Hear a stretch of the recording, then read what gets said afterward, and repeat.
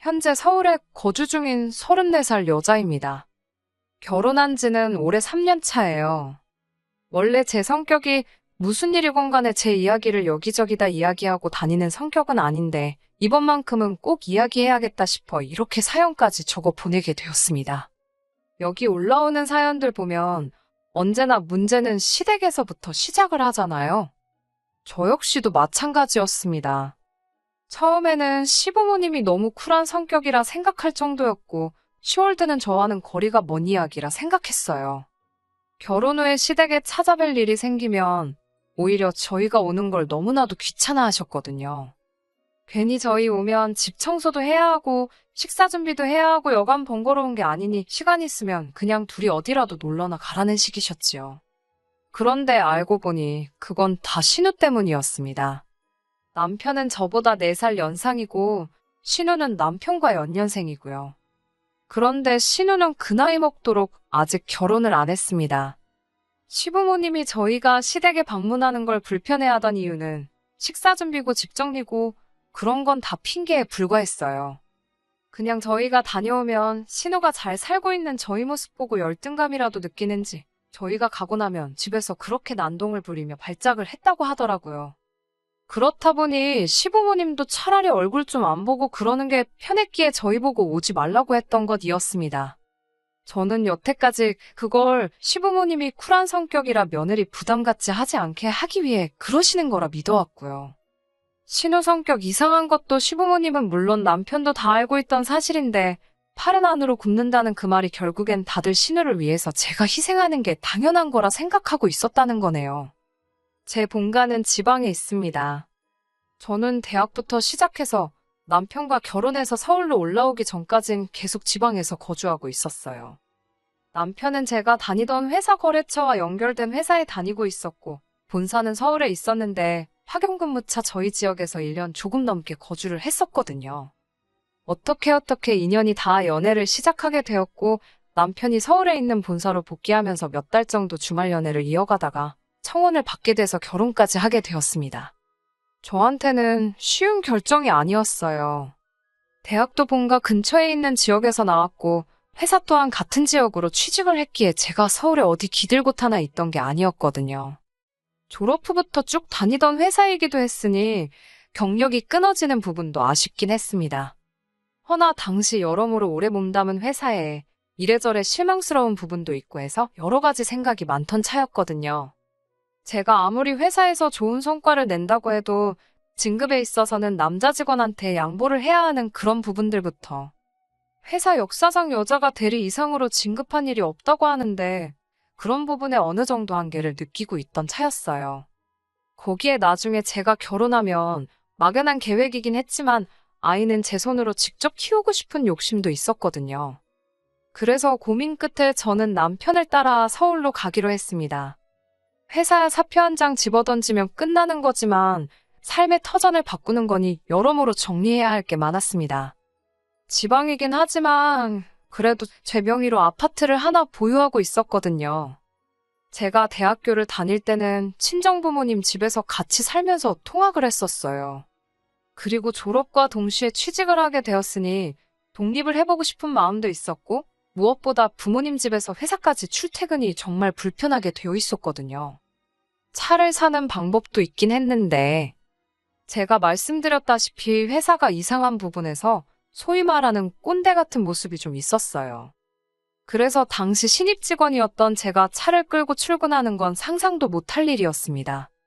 지금 생각해보면 차 끌고 출근하는 거랑 신입 직원인 게 무슨 상관이 있나 싶지만 그때는 회사의 암묵적인 룰이니 당연히 따라야 한다 생각했고요.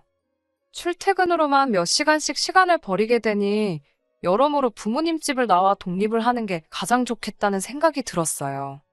그래서 회사 근처에 있는 월세 같은 걸 구해 혼자 살아볼 작정이었거든요. 몇 달 일해서 월급도 모여있던 상황이었는데 그 돈으로 구할 수 있는 방은 회사와는 가까워지지만 출퇴근이 불편한 건 매한가지였어요. 그래서 회사 근처에 있는 신축 오피스텔 같은 곳을 알아봤는데 그런 곳은 또 보증금부터가 꽤나 목돈이 필요하더라고요.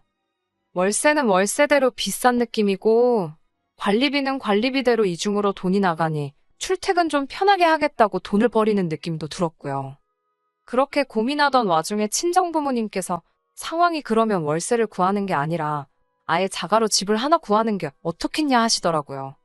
전세를 구하는 방법도 있긴 했지만 부모님께서 이리저리 같이 알아봐 주시다가 투자 가치도 조금 있어 보이는 아파트를 골라 그 아파트를 매매하게 되었습니다. 친정부모님께 6천 정도의 목돈을 지원받았고 나머지는 제가 모은 돈에 은행 대출을 껴서 제 나이 25에 내 이름으로 된 집을 갖게 되었지요. 24평에 지은 지 좀 되는 아파트기는 했지만 혼자 살기에는 더없이 넓은 집이었어요. 값도 합리적이고 출퇴근 문제도 해결되고 월세 나가는 거나 대출이자 내는 거나 비슷하겠지만 그래도 언젠가 이 집이 내 것이 될 거라는 생각에 이자 내는 건 아깝지도 않았습니다. 그 후부터는 열심히 돈을 모으며 빚부터 갚아야겠다 생각해서 돈 모으는 것에만 열중했어요. 조금씩 아끼고 절약하며 살다 보니 5년 뒤에 은행 대출은 완전히 다 털어버리게 되었습니다. 남편하고 연애를 시작하던 시점에는 이미 은행 빚은 다 갚은 상태였어요. 이래저래 수중에 모인 돈도 꽤나 있던 상황이었고요. 그리고 남편의 청혼을 받아 남편을 따라 서울로 가는 걸 결정했을 때 집은 집대로 있고 저한테는 추가적으로 1억이 넘는 저금이 있는 상황이었습니다. 남편 또한 당시 회사 생활을 좀 오래 했던 상황이어서 결혼 자금으로 1억 5천 정도를 모아놓은 상황이었어요. 제 돈까지 하면 2억 5천이라는 거금이긴 했지만 사실상 서울에서 그 돈으로 집을 구한다는 건 불가능에 가까운 일이었지요. 그나마 다행이었던 건 시댁에서 어느 정도 모자란 부분에 대해서 지원을 해주겠다고 약속을 했어요.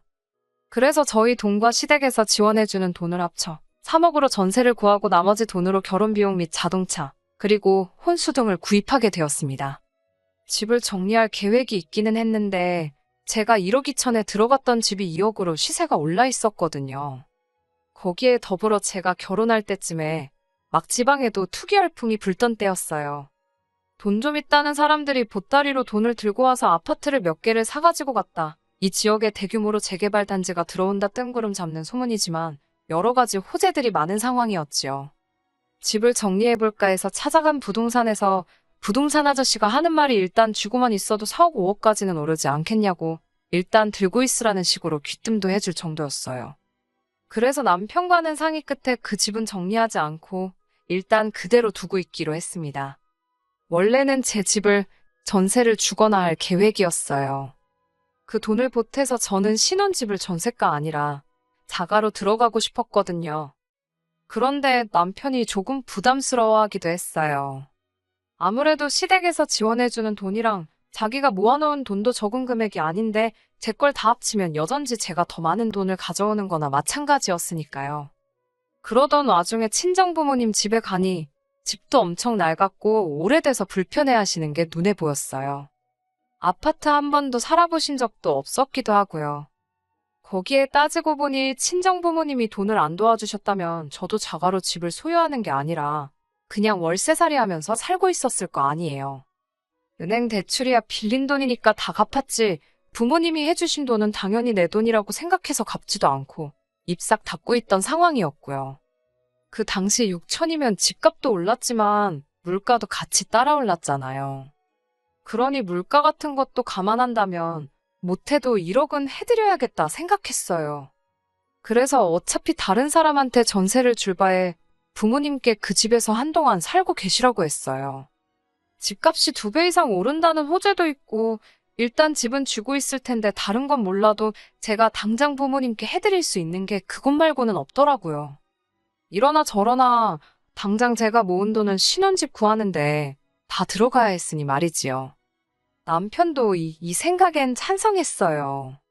어차피 다른 사람한테 전세를 줘봐야 남편은 그 돈이 부담스럽다고 할 테니 그냥 쥐고만 있을 돈이기도 했고 나중에 집값이 오르게 된다면 그 돈으로 부모님께 돈도 갚고 저희도 더 넓은 집으로 이사가거나 할 때 보탤 수 있으니 좋은 생각이라고 하더라고요. 들으셨다시피 트러블 하나 없는 결혼 준비라 저한테 이런 일이 일어날 줄은 상상도 못했지요. 결혼 준비하면서 헤어지는 사람들도 많다는데 저희는 모든 게 물 흐르듯 좋게 좋게 잘 넘어갔으니 말이지요.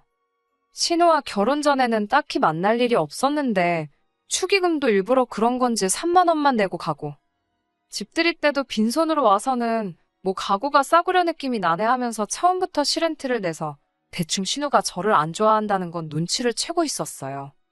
제가 뭐 잘못한 게 있는 것도 아닌데 왜 저러나 싶었는데 말씀드렸던 대로 자기 결혼 못한 히스테리를 부리고 다녔던 거였어요. 그런데 유독 저한테 살살 맞게 구는 게 뭐 제가 모르는 게 더 있나 싶어서 남편을 추궁해 물어보니 그 이유라고 할 것도 엄청 보잘것없는 이유더라고요. 신우가 속이 그렇게 좁은 사람이란 걸 알고 더 놀라웠지요. 신우가 저보다 3살이 더 많은데 저한테 새언니라고 부르는 게 싫어서 저러는 거라더군요. 남편이 어찌어찌 해명이라고 하는 게 신우가 어려서부터 리더십이 있고 어디 모임 같은 거 있으면 다 주도해서 처리하고 감투도 쓰고 그렇게 항상 이끄는 역할을 해왔다대요. 감투 쓰고 다녔던 거랑 저한테 높임말 쓰는 게 무슨 상관이 있나 싶었는데 말인즉슨 신우 주변에 신우를 따르는 후배들이 많이 있는데 제가 그 후배들보다도 어리다는 거예요. 그런 저한테 높임말을 쓰는 모습이 상상이 가질 않는다니 어쩌니 해서 싫다는 겁니다.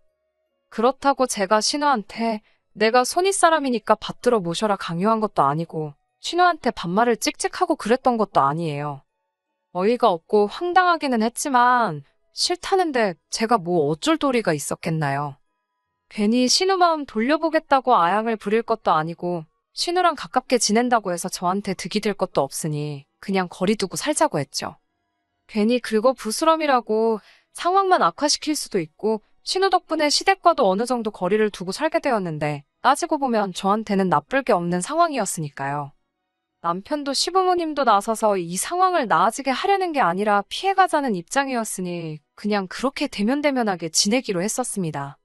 그런데 그런 신우가 뭘 잘못 먹기라도 한 건지 언젠가부터 저한테 먼저 연락도 오고 새언니 하면서 친한 척을 하기 시작하더라고요.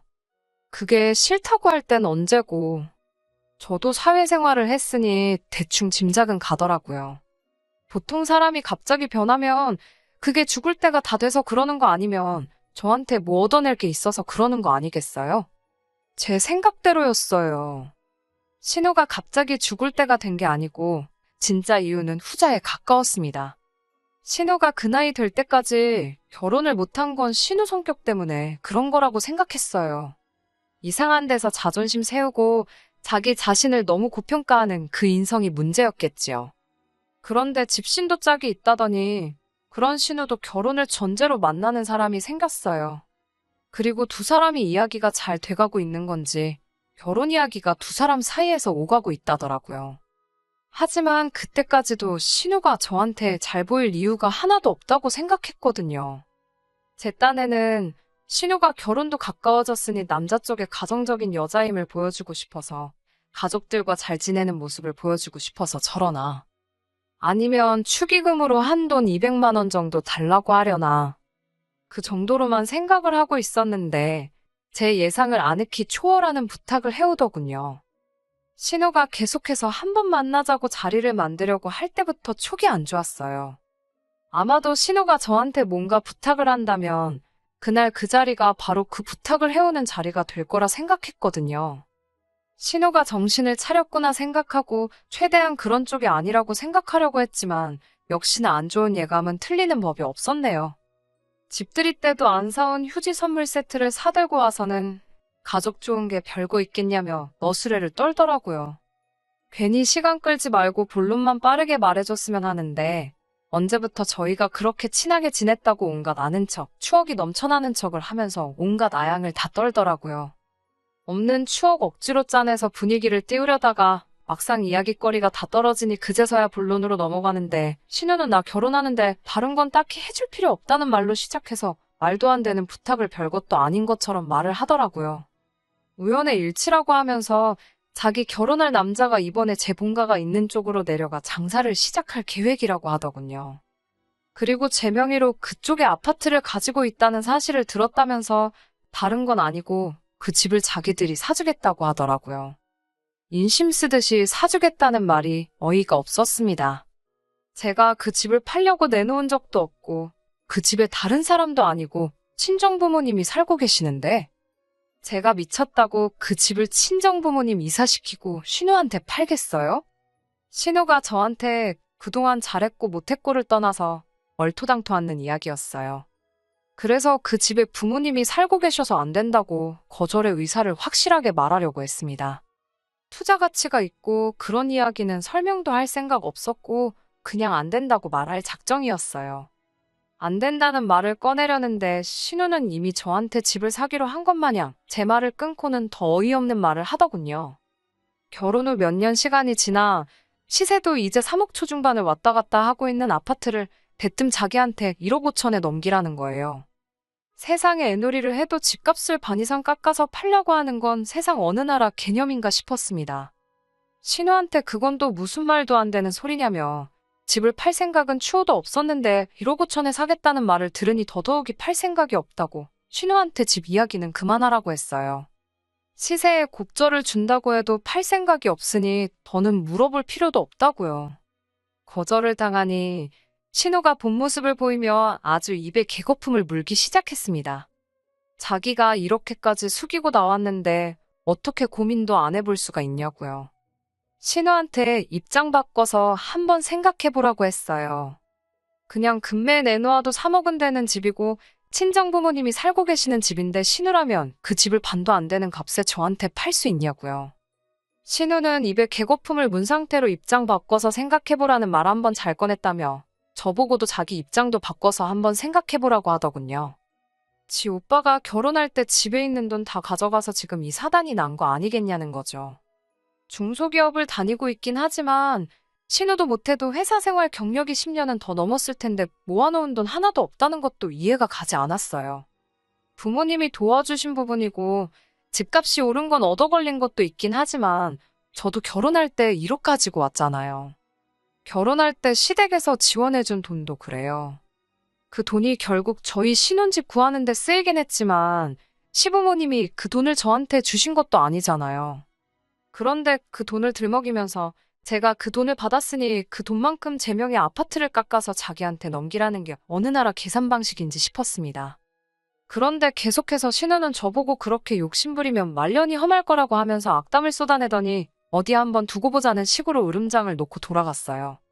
자기 안 보고 살아도 좋냐는 식으로 말을 하고 갔는데 여태까지도 안 보고 산 거나 마찬가지인데 그 말이 통할 거라 생각한 건지 끝까지 어이없는 신우였습니다.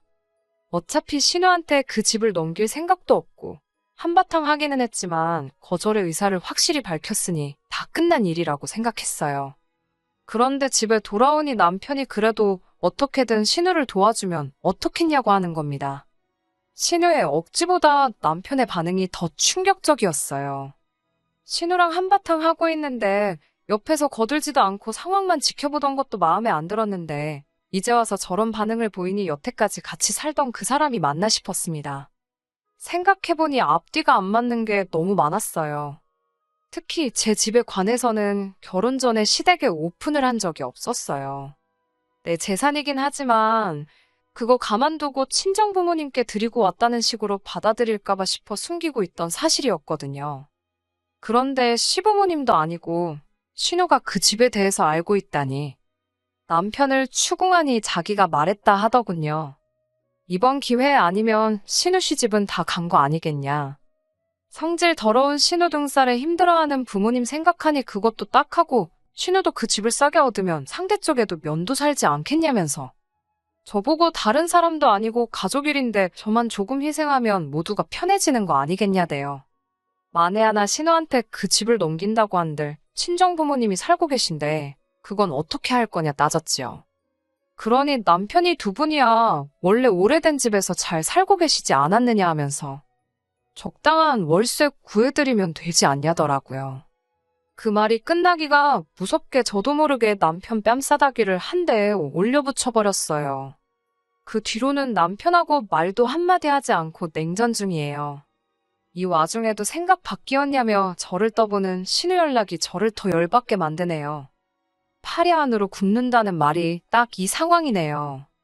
억지로 반대로 꺾어봐야 부러지기밖에 더 하겠나요. 빠른 시일 내로 이혼 전문 변호사한테 상담 좀 받아보려고 합니다. 저도 강경하게 나간다면 남편도 마음을 돌리지 않겠나 싶네요. 궁금해하시는 분들이 계셔서 이렇게 후기 보내드립니다. 일단 남편하고는 완전히 이혼하게 되었어요. 생각을 바꿀 모습도 보이지 않고 반성은커녕 이런 걸로 이혼하자고 하는 제가 괘씸하다는데 더 뭘 두고 봐야 하나 싶더라고요. 전후 사정을 알고 나니 이혼하는데 확신만 더 갖게 되었어요. 신우 남편 될 사람이 우연찮게 제 고향에서 장사를 하는 것도 아니었어요. 신우가 애초에 결혼 조건으로 제 집을 가져오기로 한 거고 그 남자는 딱히 하는 일이 없는 사람인데 집 살던 아낀 돈으로 그쪽에다가 뭐 체인점 같은 거 하나 낼 계획이었다대요. 시모까지 나서서 그럼 그 집을 안 팔아도 되니까 친정부모님 내쫓고 거기서 신우 돈 모을 때까지 살게 해주면 안 되냐고 물어보는데 신우 먹고 사는 건 그렇게 중요한데 식가족 그 누구도 저희 부모님 생각해주는 사람 없더라고요. 그래서 이혼을 진행하게 되었어요. 남편은 오히려 이혼하자는 말에 기고만장해져서 재산 분할로 내 집 절반을 가져오겠다 으름장을 놓는데 좀 알아보고 그런 말 좀 하지. 결혼 전부터 가지고 있던 내 재산을 무슨 수로 자기가 가져가겠다는 건지 싶더라고요. 덕분에 이혼은 오히려 수월했네요. 오히려 전세로 들어간 돈에 제 돈도 껴있었으니 위자료며 재산 분할이며 이것저것 해서 제가 가져온 게 더 많아요. 혼수도 그대로 들고 와서 제 집에다 옮겨놨고요. 남편은 남은 돈 들고 시부모님 집으로 들어갔는데 시부모님도 이번에 꼭 신우는 시집을 보내야겠다고 생각한 건지 남편이 들고 온 돈 가지고 신우 시집을 보냈더라고요. 남편도 느끼는 바가 있었는지 저한테 연락해서 다시 합치자는 헛소리를 하더라고요. 평생 당신이 모은 돈 들여서 동생 시집 보내줬으니 부모님도 편해지고 당신도 행복한 거 아니냐고 영양가도 없는 소리 할 거면 열심히 돈 벌어서 신우 뒷바라지를 해주던 부모님 편하게 효도나 하라고 했어요. 저는 고향 내려와서 부모님 가지고 계신 돈하고 이혼할 때 들고 나온 돈에서 부모님하고 작은 가게 하나 차렸습니다. 잠깐 힘든 일이 있긴 했지만 힘들었던 거 자꾸 되새겨서 뭐 하겠어요. 앞날이 아직도 창창한데 제 행복 찾아가면서 열심히 살아보려고 합니다. 끝까지 들어주셔서 감사합니다. 오늘의 사연은 여기까지입니다. 구독과 좋아요, 알람 설정 부탁드리고 더 좋은 사연으로 다시 찾아뵙겠습니다. 감사합니다.